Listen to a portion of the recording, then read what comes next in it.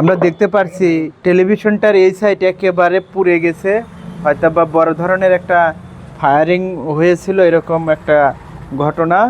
তো আমরা এই ব্যাক পার্টটা একটু দূরে রেখে দেই, কারণ এ হচ্ছে ডিস্টার্ব। আর আমরা টেলিভিশনের দর্শক আমরা বা টেকনিশিয়ান ভাইদা আপনাদের আমি দেখাচ্ছি যে কি অবস্থায়। একটু ক্যামেরাটা একটু সামনে নিয়ে আসি। যদি এইরকম অবস্থা হয়, যদি আমাদের টেলিভিশনে বা এর মধ্যে কি আছে, কাঠি আছে, এটার মধ্যে কি আছে, এই যে কাঠি, তারপরে মানে যে কি বলে, আমাদের গ্রামের ভাষায় বলে যে যেখানে আমরা লাকড়ি রাখি একটা হজবরল অবস্থা, সেই রকম একটা পরিস্থিতি তৈরি হয়েছে এই সার্কিটে। আর এই যে সিআরটির উপরে কি অবস্থা। তো আমি আজকে আসলে কাজ এই সন্ধ্যাকালীন সময় আর ধুলা উড়াবো না।